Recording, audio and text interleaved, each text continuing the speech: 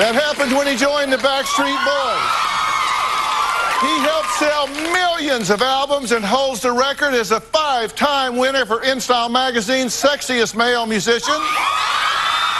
But during the height of his sexiness, he was battling drugs. He was battling alcohol. After years of struggle, he has turned his life around, and I am talking about none other than Nick Carter.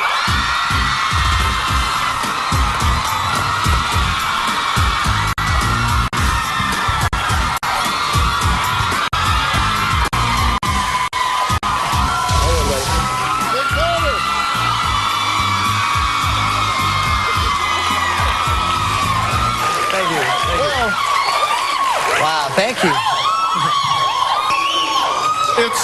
It's like this every day when I come out, so don't take it personal. Not really. So you got some fans in the house. You got some fans. You got some fans in the world. That's got to be fun. I'm very privileged and I'm very lucky. I mean, they're beautiful and mostly for sticking with me through all the hard times, you know what I mean? You actually found out about the Backstreet Boys through an ad, right? Yeah. Just a casting ad, and you went at age 11? Yeah. And what happened the day they said, hey, we want you to be part of this? It was kind of funny because I was actually offered a contract to be on the Mickey Mouse Club. It would have been with Justin, Britney, I think Aguilera, and I chose the Backstreet Boys, even though it didn't seem like the biggest and the right thing to do. Yeah. And it turned out to actually work out for me because a year later, the Mickey Mouse Club folded and it wasn't on TV anymore. People are really curious about you. What was it like growing up in your family? My family was chaotic. It was not healthy. There was a lot of fighting between my mother and father. We saw that fighting all the time. I remember when my mom and dad would fight, they would come into our rooms and they would say, which one do you want to live with? We're getting divorced. You know, and they would make me and my little sister choose. And those are the kind of choices that I don't think are right to put on someone the ages of 8 and 9 and 10 years old. You said it creates more damage than if you had been physically beaten. One of the ways for you is you did start doing drugs. You started doing marijuana at, what, 12? Marijuana was roughly around 14, 15.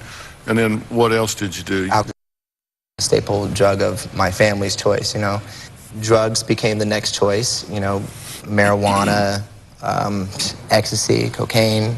It's difficult to sometimes understand, but when you're in this industry and it's thrown around you and it's, you know, you see your peers doing it, you see people who are in the same business as me, they're doing it as well.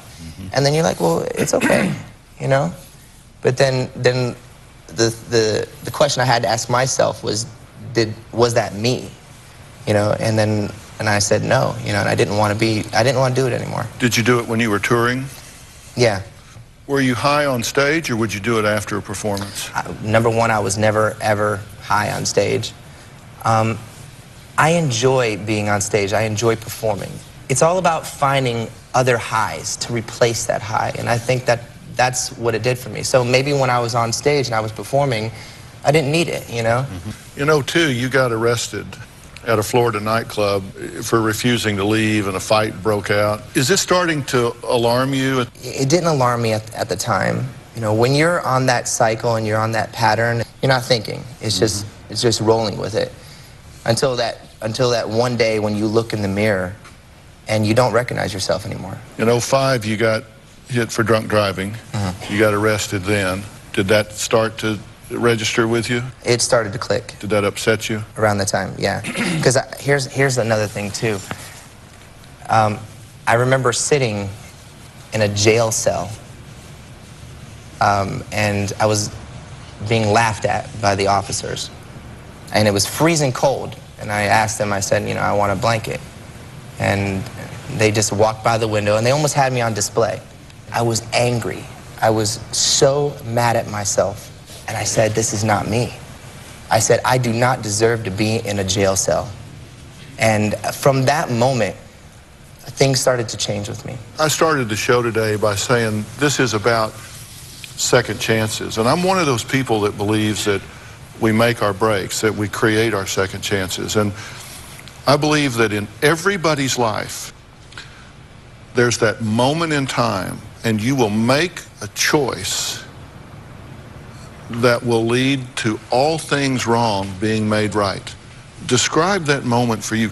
It was at the point when I was diagnosed with cardiomyopathy. For people that don't know, cardiomyopathy is kind of a disease of the heart muscle. It's kind of a general term, but it can be life-threatening, right? Yes, it absolutely can. He gave me this diagnosis, and I said to myself, I'm like, this is it. You know, I don't care. I mean, I lived in my mind with the idea that this was a death sentence. You were eating the wrong kind of foods, you gaining weight, you got up to what, like? It was about 225, roughly 230. And just completely changed my life around. And fitness and health became, you know, my new thing. And, you know, did cardio all the time. I would get to the point where I could get on a machine for an hour straight. You know, just pretty much just fought it every way that I could. And then gave up alcohol completely. And that was about a year that happened. And then I went back to the doctor, and the doctor that I got checked up, he said, whatever you did, you know, and have been doing, I cannot find it anymore. I cannot find the cardiomyopathy on the test. He said, I'm going to do another test and make sure. That still wasn't like, oh, I'm free, you know, I can do what I wanted to do. I wanted to live. I felt that I had a second chance. I felt that I deserved a second chance. I felt that I could change. And so I did. I did all the things I could to make that change. You brought something today that is a prized possession of yours. Tell us how this got into your consciousness. This was a book that was given to me by Kevin Richardson in my band called Why Some Positive Thinkers Get Powerful Results. And he wrote this in the book, and he gave it to me, seeing that I was going through all these troubles at the time. And he said, a good friend gave me this book in '92 after my dad died. It really helped me a lot with all the stuff going on in your life. Family troubles, BSB, and fame. I thought this might be useful to you. I love you, little bro, more than you know. Keep your chin up. Happy 24th, man. And so I'm 32, so. And I read it, and it really taught me positive thinking. I think that we think so negatively, and it came from my household. So all these negative thoughts, all these negative behaviors and things that have been happening around me, they were programmed into my mind. And so I just got into the whole self-help books, and I love it. You've got this new album, and it's called I'm Taking Off, which I think is a great title, by the way, given your life. Thank you. And you co-wrote every song on this new album. You're performing it, you co-wrote it. This has got to feel right to you. It feels amazing to know that I have my mind back and able to use my mind to its best potential. Have you ever thought about writing your life story, writing the lessons you've learned, actually writing a book to help people? I want to write a book, and I will write a book. And I was actually thinking about that. It's funny you said that. Well, I'll make you a deal. I'll make you a deal. You write it, I'll launch it right here. I would love that. I think that would be an amazing thing.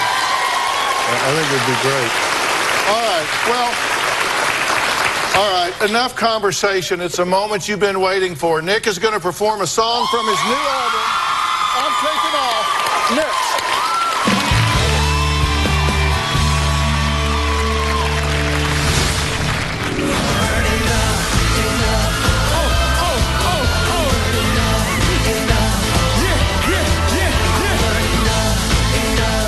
And later, what you were charged. What does that have to do